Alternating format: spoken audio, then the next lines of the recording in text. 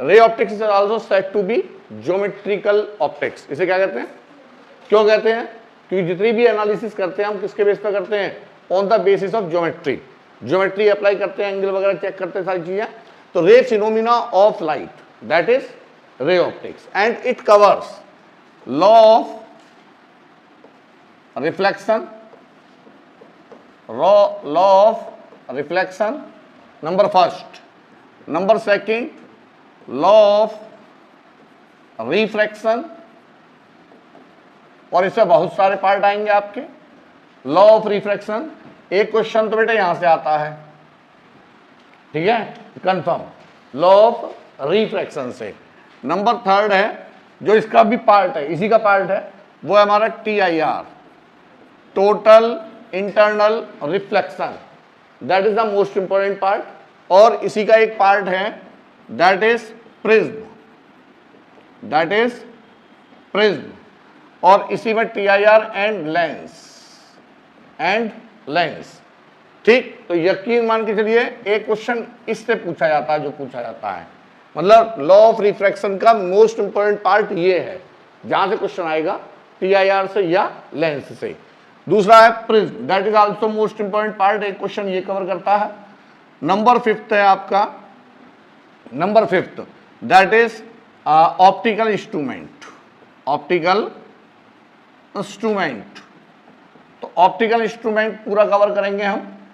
Optical instrument में क्या क्या कवर करने जाएंगे, नंबर फर्स्ट, जो ऑप्टिकल इंस्ट्रूमेंट है उसका फर्स्ट पार्ट है सिंपल माइक्रोस्कोप। मैं केवल एक पार्ट आपको नहीं कराऊंगा, वो है आई, ह्यूमन आई, ठीक है, वो बायोलॉजी का पार्ट है, वो मुझे नहीं आता। Simple microscope. Number second, B part है compound microscope, compound microscope. C part है टेलीस्कोप, टेलीस्कोप। और टेलीस्कोप को दो पार्ट में डिवाइड करेंगे हम। Number first one is reflecting type telescope, refracting type. और रिफ्रैक्टिंग टाइप में भी दो हैं। नंबर फर्स्ट, एक तो हमारा एस्ट्रोनॉमिकल,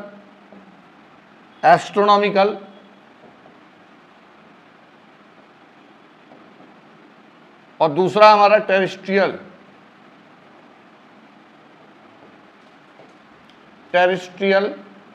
ठीक है। और तीसरा है, इसका दूसरा पार्ट है, that is reflecting type telescope. Reflecting में भी दो पार्ट हैं। Number first Newtonian,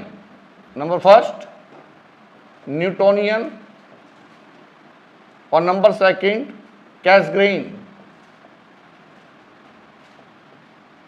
Cassegrain. तो ये है हमारा overall ray optics. Ray optics का first part, that is reflection. Notes दे देंगे, बहुत ज्यादा लिखाने की जरूरत नहीं है, ठीक है। रिफ्लेक्शन, तो रिफ्लेक्शन में अभी केवल मैं बेसिक लॉ बता रहा हूं। रिफ्लेक्शन के बाद स्टार्ट करेंगे रिफ्लेक्शन, फिर रिफ्लेक्शन के बाद रिफ्रैक्शन के बाद कराएंगे आपको रिफ्लेक्शन। अभी मैं केवल एक बेसिक लॉ बता रहा हूं। रिफ्लेक्शन क्या है हमारा, कि भी सबसे पहले समझो बेटे, ये हमारे पास बाउंड्री है, दिस इज द बाउंड्री, इसे कहते हैं इंटरफेस। क्या कहते हैं इसे, इंटरफेस। तो boundary means which separate two medium, तो यदि हमारे पास ये बाउंड्री है and this boundary may be, number first, या तो ये पॉलिश्ड होगी, कैसी होगी बेटे, या तो ये पॉलिश्ड है और या फिर ये अनपॉलिश्ड है, यानी कि ट्रांसपेरेंट। कैसी होगी बच्चों, ट्रांसपेरेंट। दो टाइप की बाउंड्री होती है, जैसे आपने वेव्स में पढ़ा था, ओपन बाउंड्री और क्लोज बाउंड्री। सेम वे यहां पर क्या है, एक पॉलिश्ड है और एक अनपॉलिश्ड है, यानी कि ट्रांसपेरेंट है। तो when ray of light is to be incident on the polished surface, get reflected back into the same medium, इसे कहते हैं हम इंसिडेंट रे और इसे कहते हैं हम रिफ्लेक्टेड रे। शॉर्ट में लिख दें, कोई दिक्कत तो नहीं है। ये है रिफ्लेक्टेड रे और ये है incident ray, and this is the normal. Next one क्या है हमारा, नॉर्मल। पहला पॉइंट याद रखेंगे, all are measured from normal. हमेशा सभी एंगल कहां से मेजर किए जाएंगे? Either in case of refraction and reflection, whatever, all angles are measured from normal, and this is angle made by the incident ray from the normal, that is incident angle. इसे कहते हैं हम reflected angle, that is to be denoted by small r. तो angle of I is equal to angle of r. ये आसान part है, इसलिए बाद में लेंगे, ठीक है। तो पहला लॉ क्या है? इंसिडेंट रे, reflected ray and normal all meeting at A common point, all meeting at A common point. ये हो गया हमारा कॉमन पॉइंट, इसे कहते हैं हमारा जंक्शन। क्या हो गया ये? जंक्शन, ठीक है। तो यानी कि पहली क्या है हमारे पास? Boundary, that is polished surface. When a ray is to be incident on the polished surface, the ray get reflected back into the same medium, ठीक, without change in frequency, without change in frequency, ठीक है, और without change in speed of light. इस case में ना तो speed of light change होगी after reflection, ठीक, और ना ही फ्रीक्वेंसी चेंज होगी। तो पहला पॉइंट क्या है? पहला पॉइंट याद रखो, फ्रीक्वेंसी, फ्रीक्वेंसी, क्योंकि मीडियम चेंज नहीं हो रहा। क्या चीज चेंज नहीं हो रही है? मीडियम। तो frequency and speed of incident ray and reflected ray remains unchanged, remains unchanged। कौन से केस में बेटे? Ideal case. कौन सा केस ले रहा हूं मैं? Ideal case. When there is no absorptance and no transmittance, only reflection takes place, ठीक है, क्लियर। तो ये था बेसिक कंसेप्ट इसका, क्या? रिफ्लेक्शन का। अब इसमें एक पॉइंट और याद रखना है आपको, if a ray of light is to be incident perpendicular to the interface, perpendicular to the boundary, this is the incident ray, and incident ray incident on the polished surface, it get reflected back into the same medium on the same path। इसे कहते हैं retracing। क्या बोलेंगे इसे? retraced, retracing। एक एक point याद रखना है आपको। retracing क्या बोलेंगे इसे? रिट्रेसिंग, यानी कि जिस पाथ पर आई थी उसी पाथ पर वापस जा रही है। डेविएशन कितना है इसका? Angle of deviation del, that is equal to 180 degree, that is equal to 180 degree. अब यहां लगे हाथ तो बता रहा हूं मैं एंगल ऑफ डेविएशन। सुनो, ये यदि मीडियम नहीं होता, ये सॉरी, यदि ये बाउंड्री नहीं होती तो क्या होता बेटे? द रे सफर्स नो डेविएशन, जैसी आ रही थी वैसी चली जाती। यदि यहां पर कोई भी सरफेस नहीं होती तो क्या होता? No deviation takes place because of this reflecting surface, यानी because of this polished surface the ray reflected back into the same medium and how much angle? तो बेटा यदि ये नहीं होता, ये यहां से लेकर यहां तक कितना angle? That is equal to 2 pi, that is equal to 2 pi, और sorry pi, sorry, that is equal to pi, ये आ गया पाई, है ना। और ये क्या है हमारे पास? Angle of reflection is equal to angle of incidence. तो दैट मीन्स दिस एंगल, यहां से यहां तक का जो टोटल एंगल है बेटे, ये कितना एंगल है मेरा? ये हो गया 2i, दैट इज 2i। तो ये वाला बच्चा मेरे पास एंगल ऑफ डिविएशन। अब देखो है बच्चे बेवकूफ या नहीं है? ये आ गया। तो एंगल ऑफ डिविएशन क्या हो गया? Formula del is equal to, शाबाश, पाई माइनस 2i, पाई माइनस 2i। तो ये पॉइंट आपको याद रखना है। Whenever it is required to calculate the angle of deviation, whenever it is required to calculate the angle of deviation, तो always you have to keep in mind pi minus 2i। यदि angle of incidence या angle of reflection यदि आपको पता है तो आप बड़े आराम से एंगल ऑफ डिविएशन कैलकुलेट कर सकते हैं, ठीक है। तो ये थी हमारी basic information about the reflection. इससे आगे की अभी हम बात नहीं कर रहे हैं, इससे आगे लौट के आएंगे, ठीक है, समझ में आ गया। अब आगे बढ़ते हैं, बिल्कुल कॉन्फिडेंस के साथ पढ़ो, सूंघ के सॉल्व होंगे, चाहे आईआईटी एडवांस का हो, चाहे वो मेंस का हो, चाहे वो नीट का हो, कहीं का भी क्वेश्चन हो। देखिए नेक्स्ट, अब जो मोस्ट इंपॉर्टेंट पार्ट है that is refraction, that is refraction. Refraction. Refraction का मतलब होता है transmission from one medium to other medium, from one medium to other medium. तो by the practical it was observe, सारा लिखना नहीं है, समझते जाओ। By the practical it was observe when a ray of light incident on the transparent medium in ideal case when there is no reflection takes place as well as no energy is to be absorbed by the surface, no energy is to be absorbed by the surface, only transmittance takes place। तो क्या होगा, देखिए यहां से ये है मेरे पास कौन सा, ये है हमारे पास ट्रांसपेरेंट मीडियम, और ट्रांसपेरेंट मीडियम मतलब ट्रांसपेरेंट सरफेस, और याद रखें 1 to be represented for rarer medium and 2 represented for denser medium. In general case जब तक ना कहा जाए तब तक आप ये मान के चलेंगे 1 for rarer medium and 2 for denser medium, ठीक है। तो बेटा रेयरर मीडियम और डेंसर मीडियम का मतलब क्या है, जैसे मेरे पास 3 टाइप के सब्सटेंसेस हैं, first one is air, second one is liquid, third one is solid. तो ये 3 हैं, तो बताइए तीनों में जिसमें पार्टिकल दूर दूर है वो रेयरर हो गया। तो as respective to water air is rarer medium, ठीक है, and glass is denser medium as respective to water. As respective to air जो हमारा लिक्विड है that is denser medium, denser medium, ठीक है। तो याद रखेंगे जैसे जैसे पार्टिकल की डेंसिटी बढ़ती जाएगी वो डेंसर मीडियम है और दूसरा वाला रेयरर। तो व्हेन अ रे, यार ये मक्खी आ रही करने का, चलो, when a ray of light is to be incident, this is the ray of light, to be incident on the transparent surface, it get, because this ray is moving from, कौन सी ray is moving from rarer medium to denser medium, so it was observed this is to be deviated towards the normal, towards the normal। ये किसकी तरफ मुड़ जाती है, ठीक है।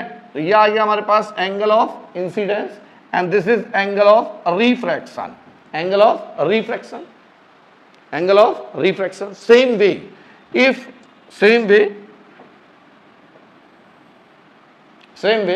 if rays moving from object is placed in denser medium, object कहाँ रखा हुआ है, denser medium, यानी denser medium या source of light is to be placed in denser medium, तो ray it is the incident ray। कौन सी रे है बेटे, ये हमारी incident ray है, means rays moving from denser medium, और ये है हमारी रेयरर मीडियम। तो rays moving from denser medium to rarer medium get away from, means away from the normal, deviated away from the normal. इस वाले case में ये क्या है, इंसिडेंट रे। तो एंगल ऑफ इंसिडेंस, ये कौन सी रे है, रिफ्रैक्टेड, तो इसे कहेंगे हम angle of refraction, angle of refract, घर ले लेंगे हम इसे। अब तीसरा केस, तीसरा केस क्या है, थर्ड केस है when a ray of light is to be incident perpendicular to the surface, perpendicular to the surface, no deviation takes place but no reflection and transmittance, no reflectance and and no absorptance, only transmittance. तो इसका मतलब केवल और केवल क्या हो जाएगा बेटे, ये रे विदाउट डिविएशन ट्रांसमिट हो जाएगी, ठीक है, विदाउट डिविएशन। इसे क्या कहेंगे, नो डिविएशन, क्या बोलेंगे इसे, नो डिविएशन। तो ये तीन केस हैं, either the ray is moving from rare medium to denser medium और whatever denser medium to rare medium. देखो इसमें थोड़ा लेक्चर इंग्लिश में चलेगा बेटे, इसमें थोड़ा हिंदी में चल नहीं पाता। मैं ये नहीं बोल पाऊंगा कि ये रेखा इधर से उधर को भग गई है ना, ये भाषा के लिए मुझे मालूम था तुम आओगी सबसे पहले इसी पे टोकोगी, आई नो वेरी वेल। हो गया बेटे, ये 3 पॉइंट याद रहेंगे, अरे याद करते चलो, याद हो गया।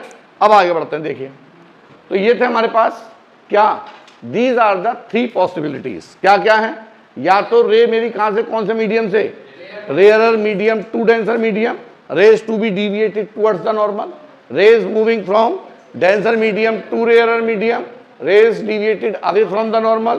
If rays incident perpendicular to the interface, no deviation takes place. Either the ray is moving from denser medium to rarer medium or rarer medium to denser. ठीक, अब आते हैं इसको, जब हमने देखा तो इसके एनालिसिस के लिए सबसे पहले लॉ है स्नेल्स लॉ। अब बेटा बात सुनो, अब यहीं से समझना है, ये सबको आता है, ये सबको आता है स्नेल्स लॉ, लगाना किसी को नहीं आता। अब यहां समझ लेना, ठीक है। अब कम से कम 15 मिनट बिल्कुल शांत बैठे रहे, 15 मिनट बाद आपको खुशी अपने आप चेहरे पर आ जाएगी, वाह स्नेल्स लॉ लगाना आ गया, स्नेल्स लॉ, ठीक है। तो अकॉर्डिंग टू दिस लॉ हमारे पास क्या है, मैंने मान लिया, मैं इन जनरल की बात कर रहा हूं, एक्सेप्शनल केस की बात नहीं कर रहा, ठीक है। जिसको आता है हार्दिक बधाई।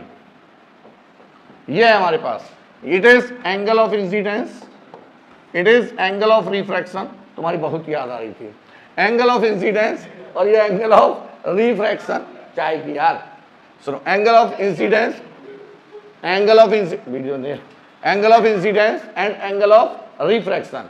तो बेटा क्या, according to Snell's law ratio of sine I upon sine R is equal to constant, is equal to constant, and this constant value denoted by mu, यानी ये sin i is directly proportional to sin r, sin i is directly proportional to, and this constant is proportional constant, that is known as refractive index। क्या बोलते हैं इसे, refractive index। इसे कहीं कहीं पे n से भी डिनोट करते हैं। तो जो स्टैंडर्ड बुक है जैसे कि रेसनिक हॉलिडे वगैरह है ना, या जो हमारी फॉरेन राइटर्स की बुक है उसमें एन से ही डिनोट करते हैं इसे, ठीक। देसी बुकों में किसमें यूज करते हैं, म्यू से। तो रिफ्रैक्टिव इंडेक्स, तो हम देसी हैं, रिफ्रैक्टिव इंडेक्स। अब सुनो, 2 पॉइंट याद रखते हैं। पहला पॉइंट क्या है, ये ध्यान रखना लगाना कैसे है, कि when ray is moving from one medium to two medium, means rare medium to denser medium, तो sine I upon sine are is equal to 1 mu 2, and by the principle of reversibility this can be expressed as mu 2 upon mu 1, mu 2 upon mu 1। ये आ गया हमारे पास। इसका मतलब इसका refractive index mu 1 है और इसका रिफ्रैक्टिव इंडेक्स क्या है बेटा, mu 1, वो mu 2। ये 1 मीडियम है और ये कौन सा है मेरा 2। If ray is moving from air to water, air to water, तो क्या लिखेंगे, air to water, that is equal to water to air, water to air, ठीक है। तो sine I upon sine are is equal to this. And next one, if ray moving from 2 to 1, कौन सा medium से, 2 to 1, तो क्या हो जाएगा हमारे पास, sine I upon sine are is equal to 2 mu 1, that is equal to mu 1 upon mu 1 upon mu 2, mu 1 upon mu 2,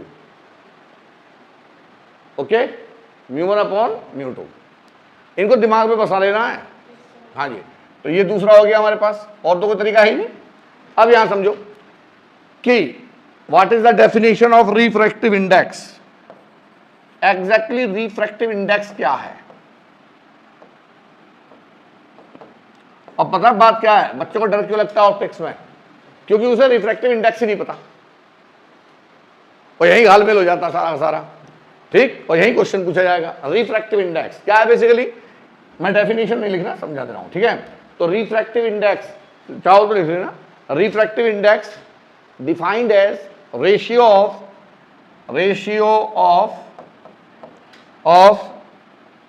speed of light in one medium, means rare medium, to second medium, second medium, speed of light from one medium, speed of ratio of speed of light in one medium to second medium. अब बेटा बताओ, rays moving from one medium to second medium, तो हम क्या लिखेंगे? पहले वाले case के लिए क्या लिखा हमने? 1 mu 2 that is equal to, इसको सिंपली कहते हैं हम म्यू, इसी को क्या कहते हैं? म्यू। अब ये यहां समझो बेटे, सुनो, हमारे पास 3 मीडियम है। कौन कौन से मीडियम है? एक तो है एयर, एक है ग्लास और एक है वाटर। तो जो रिफ्रैक्टिव इंडेक्स होगा वो हमेशा किसका होगा? डेंसर मीडियम का। किसके रेस्पेक्ट में होगा? एयर और वैक्यूम के रेस्पेक्ट में, एयर और रेयर के उसमें नहीं, एयर के रेस्पेक्ट में। तीनों मीडियम दे रखे हैं, मींस कोई भी रिफ्रैक्टिव इंडेक्स की वैल्यू दे रखी है तो वो हमेशा किसके रेस्पेक्ट में? एयर के। और एयर का रिफ्रैक्टिव इंडेक्स होता है 1। कितना होता है? आइडियल केस में रिफ्रैक्टिव इंडेक्स लगभग 1.0013 होता है, 1 मान के चलते हैं, ठीक है। तो rays moving from one medium to second medium can be expressed as μ2 upon, इसका मतलब है कि refractive index of second medium with respect to first medium. Getting my point? Ratio of speed of light in one medium that means v1 upon v2, v1 upon v2। तो बेटा जी हमने यहां से क्या सीखा? हमने यहां से क्या शिक्षा मिली? सबसे पहले शिक्षा मिल गई मुझे, शिक्षा क्या मिली? कि mu is inversely proportional to speed of light, speed of light, मतलब हाँ ठीक है, speed mu is inversely proportional to, अब जैसे जैसे मीडियम चेंज होगा स्पीड ऑफ लाइट भी क्या होगी हमारी? चेंज होगी, ठीक है।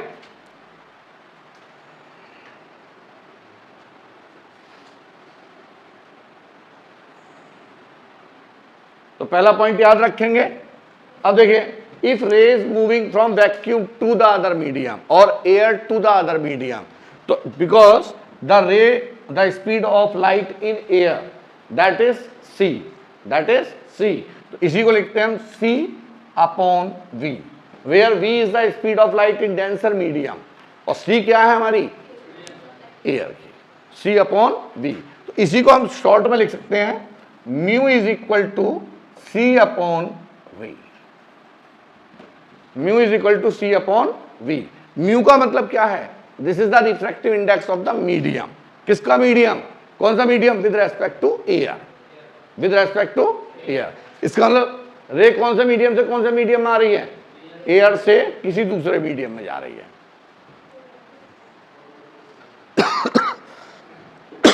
अब देखिए next point, next point, point क्या याद रखना है आपको? कि during the propagation of light, propagation of ray of light from one medium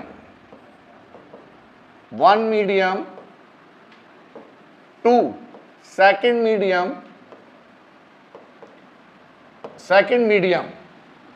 frequency remains constant।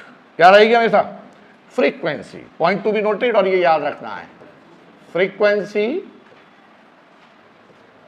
remains same,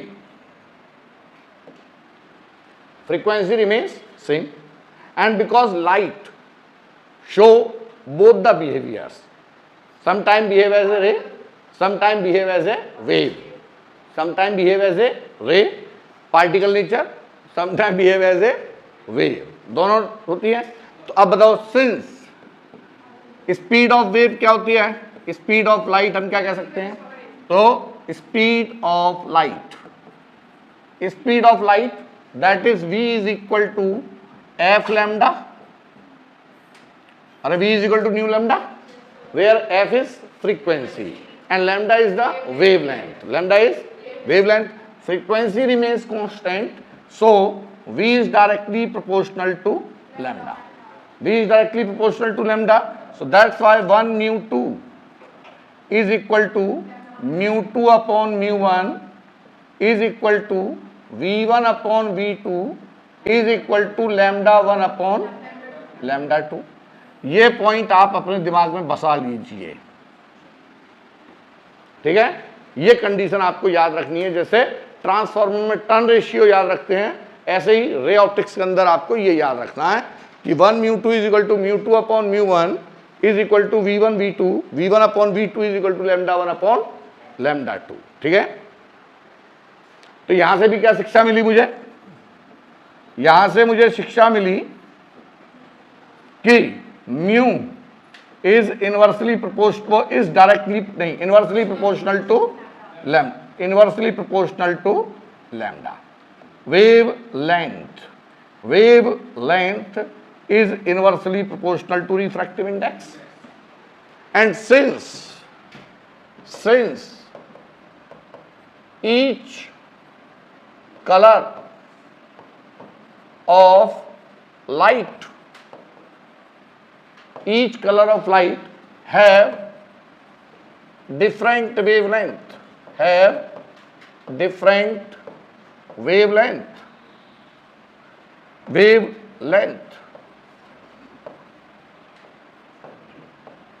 twelfth थोड़ी ना चल रही है, कोई भी चीज कभी भी समझा जा सकती है।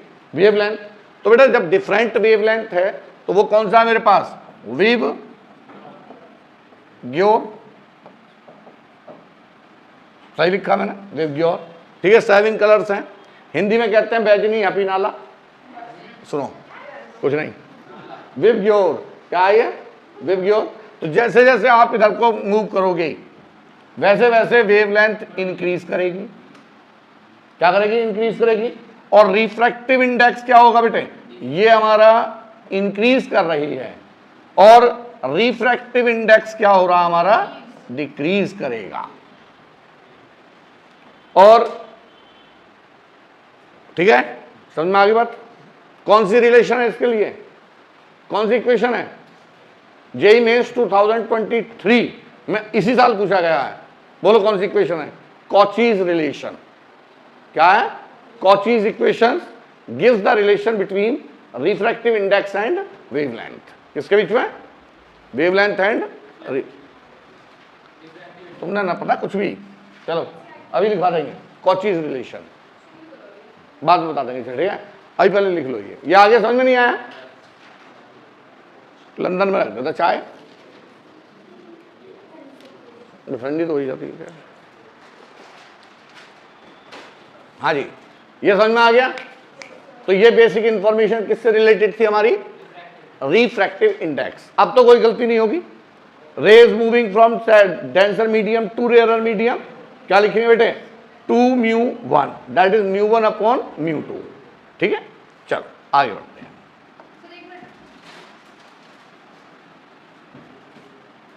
कोई दिक्कत नहीं, किसी का छूट रहा है, सब वीडियो बन रही है, ठीक है। अब सभी लेक्चर्स की वीडियो तैयार हो रही है आपकी। देखिए अब यहां पर नेक्स्ट पार्ट है, वो क्या है हमारा, वो है लिखिएगा एप्लीकेशन। क्या है हमारा, एप्लीकेशन। एप्लीकेशन कुछ नहीं है, बिल्कुल easy.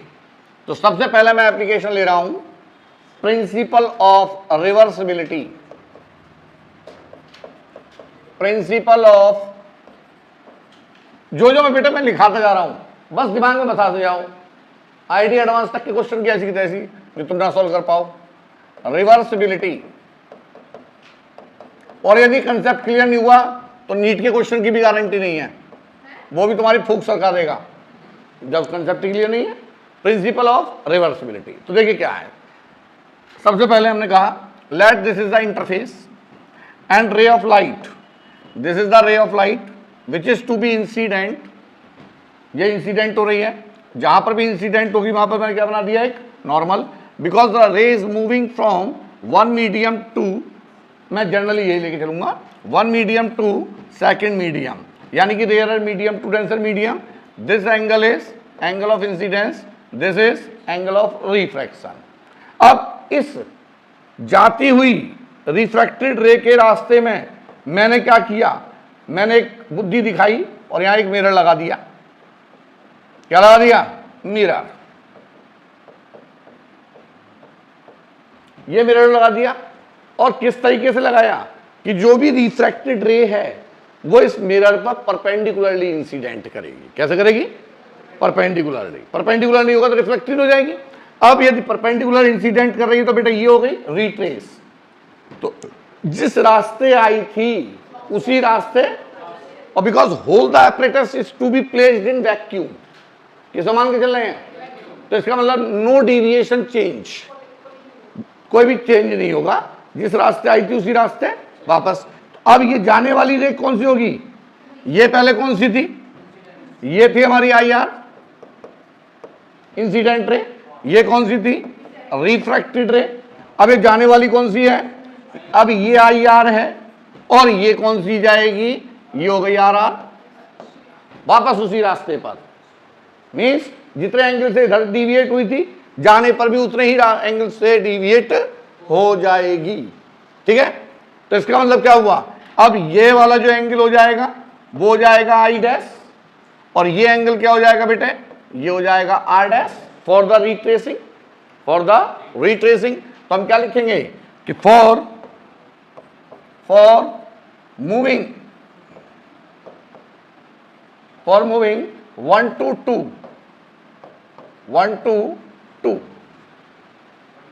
2 sin I upon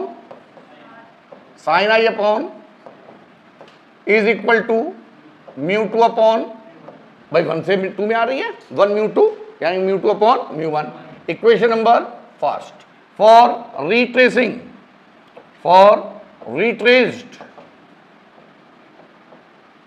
retraced क्या लिखेंगे? 2 to 1 क्या होगा बेटे? Sine I dash upon sine R dash is equal to μ1 upon μ2। दोनों को उठा के मल्टीप्लाइड कर दो, क्या आ गया? Sine I upon sine R into sine I dash upon sine R dash. Writing कितनी साफ है नहीं है ना? और ड्राइंग नहीं थी। हाँ, ये हमारे गुरु जी का आशीर्वाद है, उन्होंने बहुत उंगलियां तोड़ी हमारी जब इंजीनियरिंग कर रहे थे हम।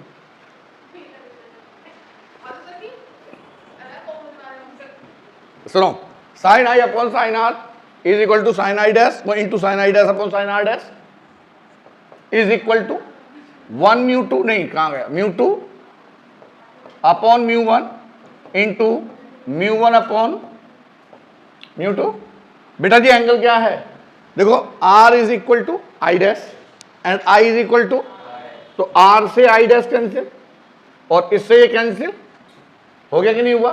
तो हमारे पास ये क्या आ गया? मैं बल्कि इसे ऐसे लिख लेता हूं, समझाने के पॉइंट ऑफ व्यू से ऐसे कर लेते हैं जिससे और क्लियर हो जाएगा। यहां पर क्या है हमारा? 1 μ2, यहां पर क्या है?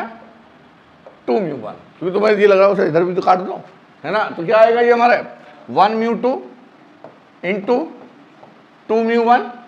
तो हमारे पास क्या आ गया बेटे कि 2 μ1 इज इक्वल टू 1 अपॉन 1 μ2। नीचे आ जाएगा ये, that is known as principle of reversibility. ये है प्रिंसिपल ऑफ रिवर्सिबिलिटी, याद रखना इसे, क्योंकि ये भी पूछा गया है एक बार।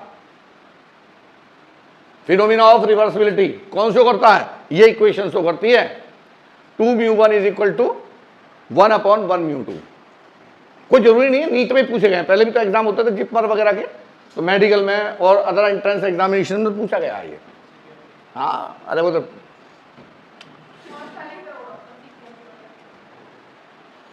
छोड़ो, मैं कुछ नहीं कहूंगा। ये आ गया, डन। आगे बढ़ाएं, देखिएगा नेक्स्ट। अब लिखिएगा लेटरल शिफ्ट, लेटरल शिफ्ट यानी कि refraction through a rectangular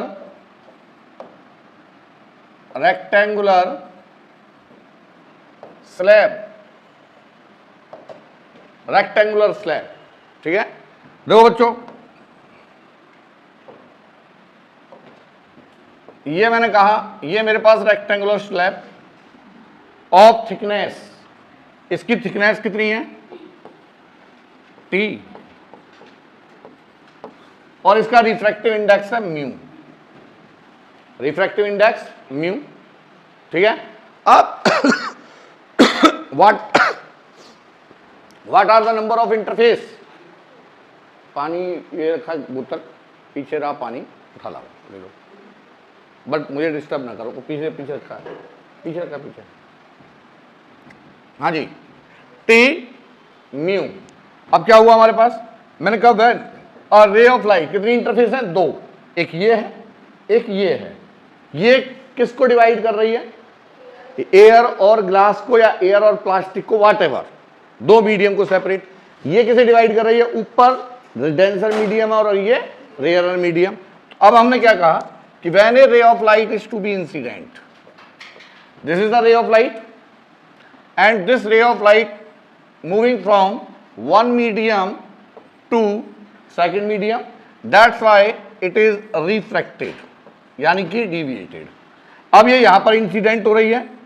now again this रे इज, एंगल ये है I, ये क्या है R, इसको मान लिया I डैश, और ये चली गई ऐसे डिविएटेड, और ये हो गया हमारा एंगल ऑफ इमरजेंट, इसी को मान लिया R डैश, क्या मान लिया R डैश। वैसे इसे क्या कहते हैं, एंगल ऑफ इमरजेंट, जिस एंगल से रे बाहर आती है आफ्टर रिफ्रैक्शन उसे कहते हैं हम एंगल ऑफ इमरजेंट, ठीक है। तो बताओ बच्चों, इसमें पहला केस क्या होगा, पहला केस बोलो, first case, ray moving from one medium to medium, one medium to sine I upon sine R is equal to one mu two, equation number first. दूसरा क्या है, रे इज मूविंग फ्रॉम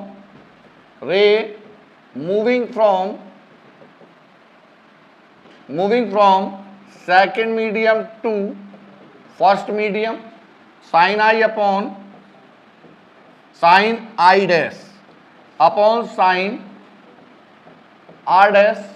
मैं इसलिए समझा रहा हूं, question भी इसी बेस पर आता है। जब तक ये बेसिक क्लियर नहीं होगा, आपको बार बार लिख के नहीं दिखाऊंगा, तब तक आपके दिमाग में बैठेगा नहीं। ये समझ में आ गया, एक बार ये क्लियर हो गया कि देख की इक्वेशन लिखनी कैसे है, सो ये समझ में आ गया आपको। Sine I dash upon R dash is equal to 2 mu 1, दोनों को मल्टीप्लाइड कर दो, 1 multiplied by 2, equation 1 multiplied by 2, तो क्या आएगा बच्चों, sine I upon sine R is equal to into sine I dash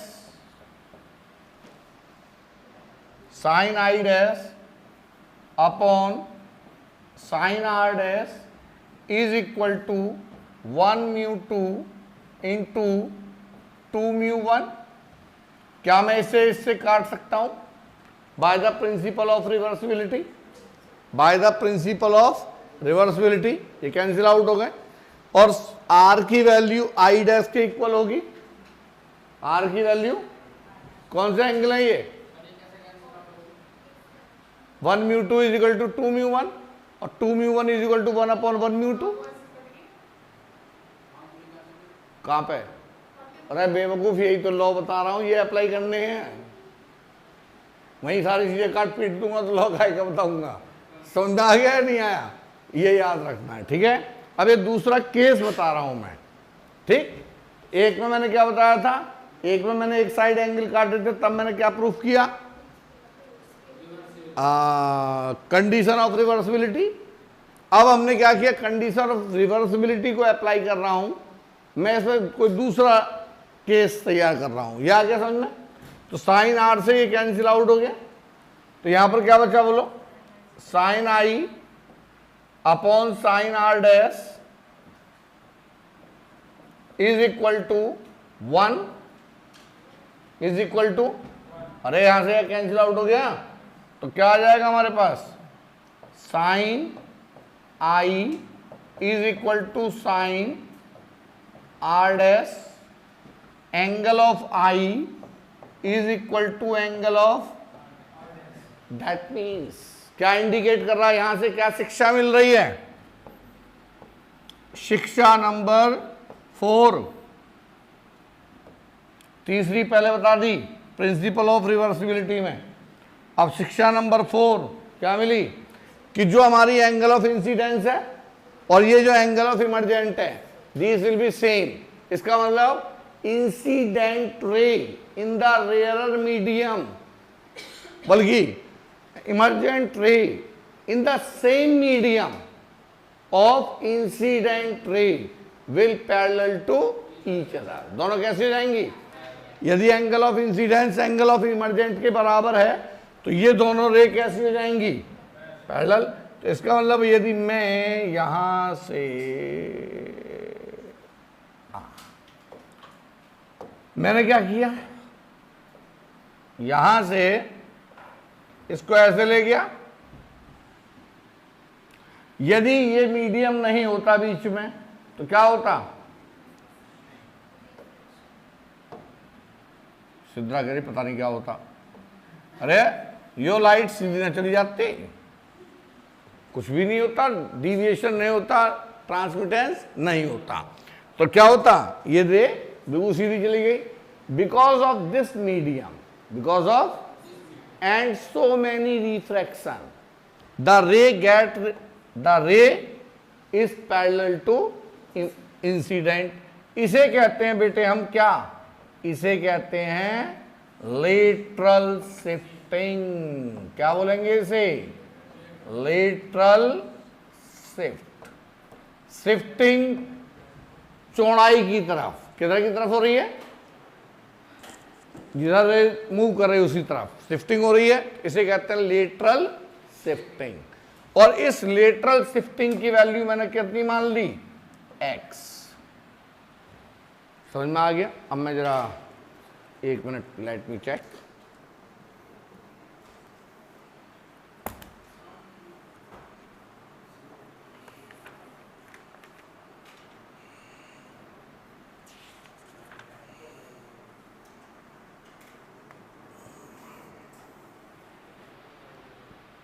lateral shifting, ठीक है, ये बताओ समझ में आया नहीं आया। अब लिखिएगा bye the calculation, bye the calculation, bye the calculation the value of lateral shift, ये याद रखनी है आपको, बाय द कैलकुलेशन, 12th में तो कराते थे, डेरिवेशन मिलेगी, जरूरत नहीं है। By the calculation lateral shift, lateral shift क्या होगा, x is equal to T sine I, T sine I in bracket 1 minus cos I upon square root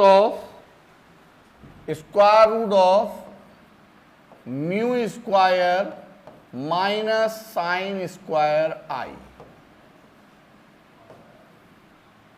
derivation से आता है, यो ना होगा हमसे, ये आ गया। तो बेटा ये फार्मूला आपको याद रखना है। वेयर लिख लो, where T is the thickness of the rectangular slab, नहीं इससे छोटा एक ही काम हो सकता है, आप इसका फर्रा बना ले जाएं, इसका फर्रा बना ले जाएं नीट में, जिंदगी तबाह। अब लिखो नोट, अरे की पॉइंट, इसके परिवार में सबने कुछ ना कुछ कर ही रखा है। हाँ जी लिखो, की पॉइंट जो आपके एग्जाम में पूछा गया है, लिखिएगा द फैक्टर्स, मतलब सॉरी एक मिनट लिखिएगा, from the given equation, from the equation the lateral shift produced by a glass, from the equation the lateral shift produced by glass increases with, कैसे इंक्रीज कर सकते हैं? नंबर फर्स्ट, लेटरल शिफ्ट को बढ़ाना है, कैसे? तो lateral shift is directly proportional to T, तो पहले by increasing the thickness, by increasing the thickness. Number second, by increase the angle of incidence, देखो आई के भी डायरेक्टली प्रोपोर्शनल है साइन आई के, तो by increase angle of incidence, ठीक है। नंबर थर्ड, हाँ जी नंबर थर्ड क्या आएगा? By decrease of refractive index या इंक्रीज? इंक्रीज, क्योंकि जब इसका एलसीएम लेंगे तो ये ऊपर जाएगा, नीचे वाली क्यों बड़ी होगी? नहीं, ओवरऑल तो टर्म बड़ी होगी, लेकिन किसके रेस्पेक्ट में? इन दोनों के कंपैरिजन के रेस्पेक्ट में। तो याद रखना, bye increase the value of refractive index, by increase in the value of refractive index. तो तीन फैक्टर हैं, इनमें दो जो हैं, एक तो increase the angle of incidence और दूसरा increase the value of refractive index. ये इस पर पूछा गया है, ठीक है, इस पर पूछा गया। तो इस पर क्वेश्चन डायरेक्टली पूछा गया है, इस पर क्वेश्चन एजर्सन रीजन में भी पूछा गया है, इस पर क्वेश्चन आपका कंसेप्चुअल बेस पर भी पूछा गया है, ठीक है। अब लिखिएगा नेक्स्ट, अरे अब आ जाओ, ये आ गया समझ में, लिखिएगा नेक्स्ट कंसेप्ट तैयार करते हैं। ये था हमारा क्या? Lateral shift. अब आइएगा, लिखिएगा refraction through a compound medium, refraction through a compound medium, refraction through a compound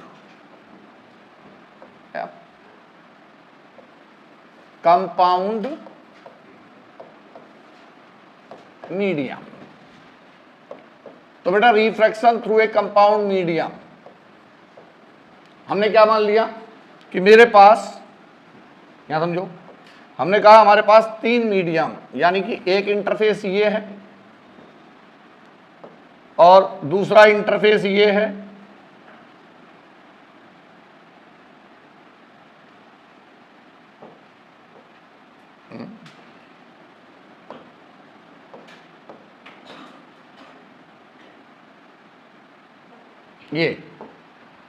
ये हमारे पास तीन इंटरफेस, ठीक है। तो समझ लीजिएगा ध्यान से,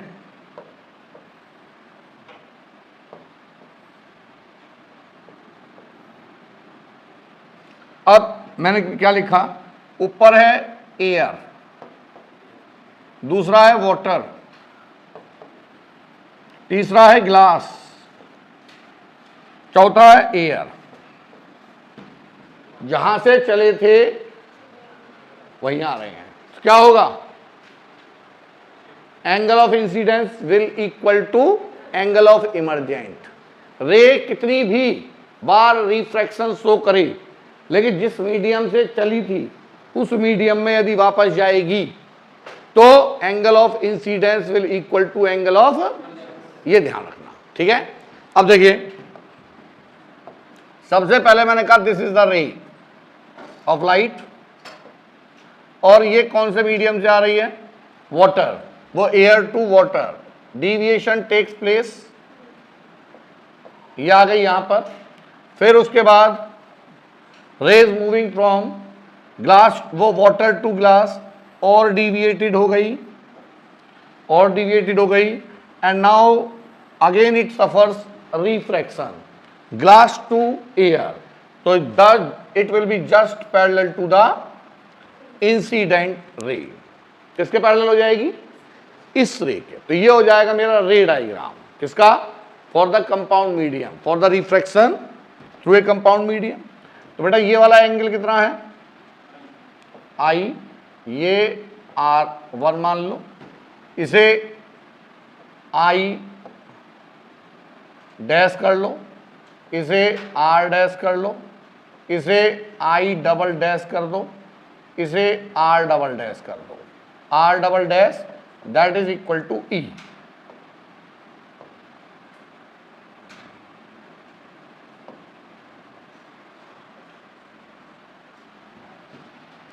समझ में आ गया?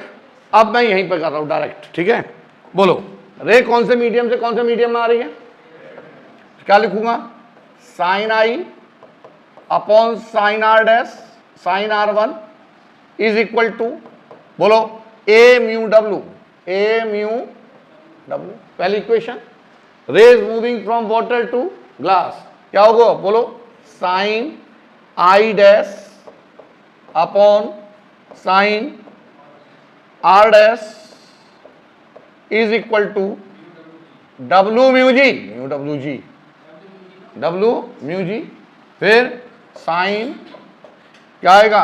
आई double dash upon sine of E is equal to G mu A, ji mu ए। तीनों का मल्टीप्लाइड कर दूं और तीनों का मल्टीप्लाइड करके मैं क्या देखूंगा? ये R1 आई डैश के इक्वल है, कैंसिल आउट हो जाएगा। ये R1 है, ये आई डैश कैंसिल आउट। ये R डैश किसके इक्वल है? आई डबल डैश, तो R डैश से आई डबल डैश कैंसिल आउट। और चूंकि आई की वैल्यू किसके बराबर है? E के, तो ये सब कैंसिल आउट हो जाएंगे। तो ऑन सॉल्विंग, ऑन सॉल्विंग क्या आएगा? बोलो, A mu G into W mu G into G mu A is equal to 1। तो W mu G, this is the compound medium, this is the refractive index of compound medium, means refractive index of water with respect to, जबकि हमारा refractive index किसके respect में होता है? Air के। तो हम इसे किस में कन्वर्ट करेंगे? एयर के। कैसे लिखेंगे? W mu G can be expressed as, बोलो, 1 upon A mu G into G mu A, ये क्या लिख दिया मैंने? W mu, A mu W है, तुम गलत करवा रहे हो बेटे बेटे। A mu W, A mu W यहां पर भी आ जाएगा, ए म्यू डब्ल्यू, ठीक है? अरे आ गया नहीं आया? ठीक। अब ये बताओ, क्या ये सही है? क्या ये ए म्यू डब्ल्यू का मतलब refractive index of water with respect to air, जो ऊपर होता है उसे कहते हैं विद रेस्पेक्ट टू। ग्लास का refractive index with respect to, लेना किसके रेस्पेक्ट में है? और ये क्या है? एयर का refractive index with respect to glass का नहीं है, ये किसका है? एयर का। किसके रेस्पेक्ट में? तो by the principle of reversibility इसे क्या लिख सकते हैं? 1 अपॉन ए म्यू जी। क्या लिख सकते हैं? तो यह आ जाएगा 1 upon A mu W into 1 upon A mu जी। वही ऊपर चला गया, क्या आ गया? डब्ल्यू म्यू जी। तो जो बेटा नीचे था वो ऊपर चला गया, जी नीचे है, क्या आ गया? A mu G upon A mu W. This is the relation. और यही याद रखना है आपको। और वैसे भी याद रखो, जब भी दिया हुआ हो 1 mu 2 is equal to mu 2 upon mu 1, तो W mu G is equal to mu G upon किसके रेस्पेक्ट में? एयर के। किसके रेस्पेक्ट में? एयर के। छापो, मुझे भी सांस लेने दे। छप गया।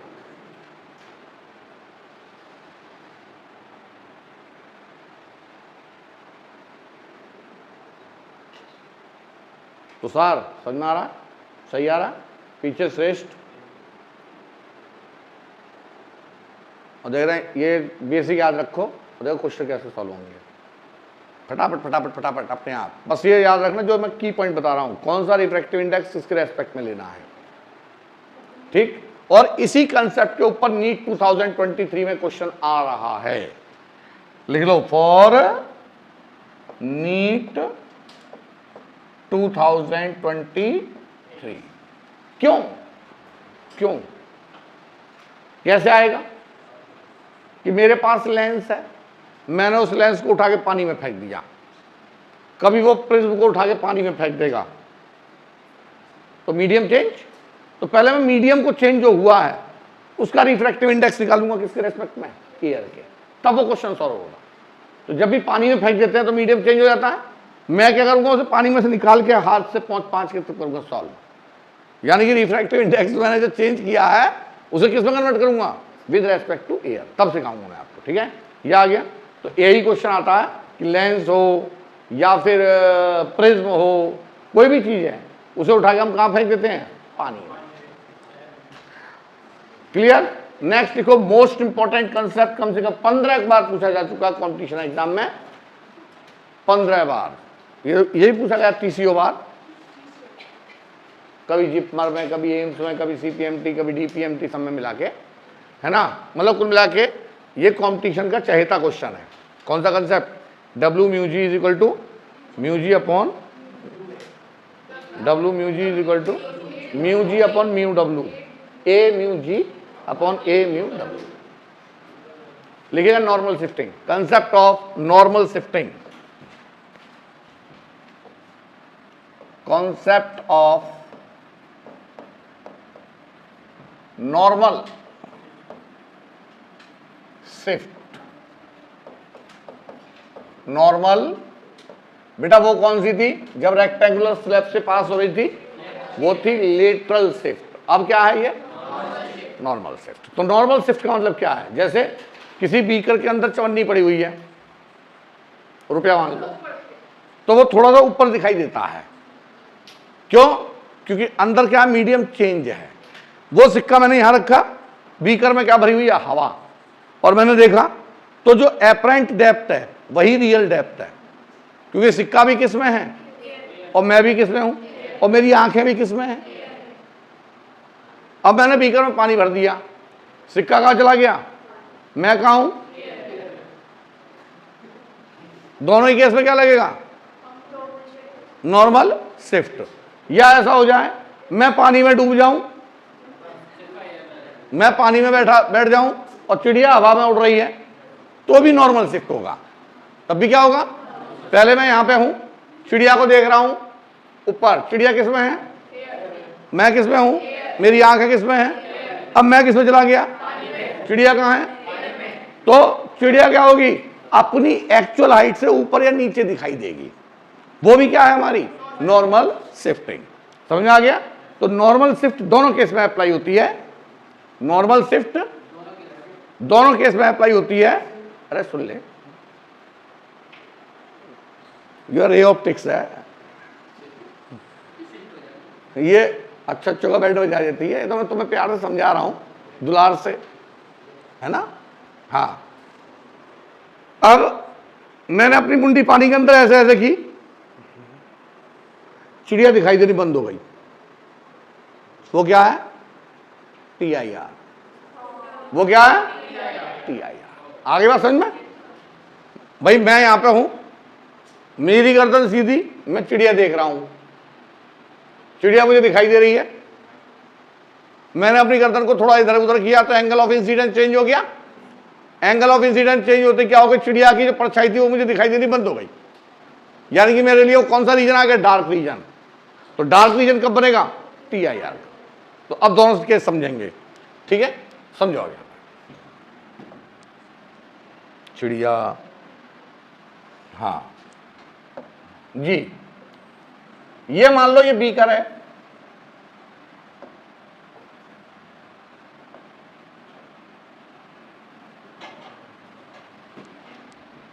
ज्यादा बड़ा नहीं बना दिया, छोटा कर दो।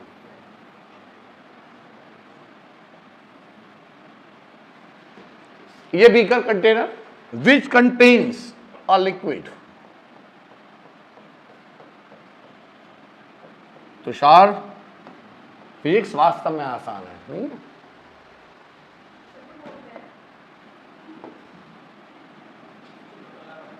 और ये क्या है, चवन्नी या अठन्नी, सिक्का है, कॉइन है, ठीक है। तो इस कॉइन की इमेज कैसे बनेगी, तो इमेज हमेशा कब बनती है, by the intersect of two rays. Image formation कब होगा? By intersect of. तो मुझे ये ऊपर से देखनी है, तो मेरी आंख कहाँ है? ऊपर एयर में। तो मैं कैसे देखूंगा कि यहां से एक रे बिल्कुल सीधी जा रही है, मैंने मान लिया, और ये कौन सा मीडियम है? 2, और ये कौन सा मीडियम है? 1। तो because the rays to be incident perpendicular to the interface, no deviation takes place, सीधी चली गई। दूसरी रे मैंने क्या मानी? It is to be incident at some angle, ये यहां है, ये भी इंसिडेंट रे है, और ये मैंने यहां पर क्या बना दिया? नॉर्मल। भाई ये कैसे इंसिडेंट हो रही है? Perpendicular to the interface, no deviation takes place, जैसी थी वैसी चली गई। अब rays moving from 2 to 1 medium, तो क्या होगा? रे गेट्स रिफ्रैक्टेड, और ये थोड़ी सी अवे फ्रॉम द नॉर्मल। ये कौन सा एंगल है बेटे? ये एंगल ऑफ इंसिडेंस। ये कौन सा एंगल है? ये angle of refraction, angle of. अब मैंने इसको क्या किया? इसको पीछे की तरफ को बढ़ाया, तो ये दिस इज द बड़ा डायग्राम बनाया इसलिए मान लो समझाने के लिए। ये सिक्का मुझे यहां से यहां दिखाई देगा। कहां दिखाई देगा? जो सिक्का यहां धरती पर रखा, मतलब सरफेस पर रखा हुआ है, वो कुछ हाइट ऊपर दिखाई देगा। वो डिपेंड करेगा किसके ऊपर? उसके रिफ्रैक्टिव इंडेक्स के ऊपर। ठीक है, तो यहां पर रिफ्रैक्टिव इंडेक्स क्या मान लिया मैंने? म्यू। तो बेटा आप समझो, all the distance are measured from the surface of liquid. कहां से मेजर करेंगे? जहां से रिफ्रैक्शन हो रहा है। तो भाई हम डेप्थ देख रहे हैं ना, तो डेप्थ कहां से मेजर की जाएगी? मैं जमीन के अंदर गया तो किसके रेस्पेक्ट में? सरफेस के रेस्पेक्ट में। कितना अंदर गया तो मैं मेजर करूंगा ऊपर से ही ना, ये थोड़ी ना नीचे कोई पड़ूंगा, हाँ भाई अब फीता लगी है, ऐसा थोड़ी ना है। तो ये आ जाएगा हमारे पास, क्या आएगी? ये हो गई हमारे पास थिकनेस T, और इसे कहते हैं हम रियल डेप्थ। क्या बोलेंगे इसे? Real depth. नाम याद करते हैं ना, रियल डेप्थ ये है। और ये जो यहां से यहां पर दिखाई दे रही है, ये कौन सी है बेटे? ये है apparent depth, RD real depth, और ये कौन सी है? Apparent depth AD। कौन सी? ऊपर वाली। इन दोनों का जो डिफरेंस है, that is, this is the difference. इसे कहते हैं नॉर्मल शिफ्ट। क्या बोलते हैं इसे? Normal shift, NS।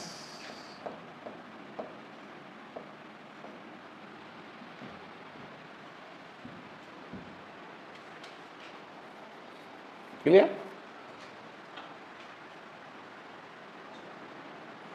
समझ में आ गया? तो यहां पे भी हम क्या लगा देंगे?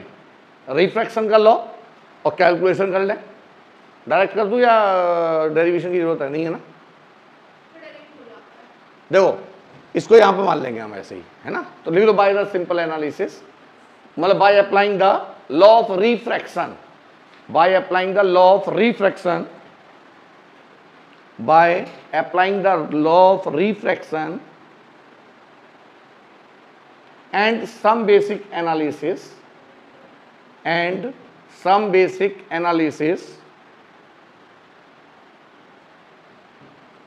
ठीक। अब देखो याद करने के लिए तुम्हें मैं बता रहा हूं, बिल्कुल आसान तरीका बेटा, भूल जाते बच्चे, याद रखना। देखो refractive index, refractive index is equal to, क्या लिखा है? Refractive index R for R, real depth upon apparent depth. बस याद हो गया फॉर्मूला? अरे R for refraction, R for refractive index, real depth upon refractive index किसका होगा? मीडियम का। किसके रेस्पेक्ट में होगा? एयर के। तो इसका मतलब mu is equal to RD upon AD।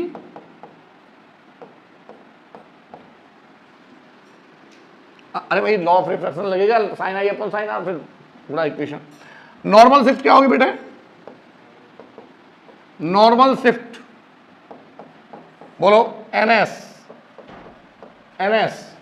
Is equal to, बोलो कौन सी ज्यादा, real depth minus apparent depth, real depth upon minus, तो क्या आएगी? या इसे क्या लिख सकता हूं मैं, रियल डेप्थ, भाई किसी भी टर्म्स में हो सकती है, तो यहां से मैं इसे लिख सकता हूं कि real depth is equal to mu times of AD, mu times of, तो means that is mu times of AD minus AD, AD से एडी कॉमन आ गया,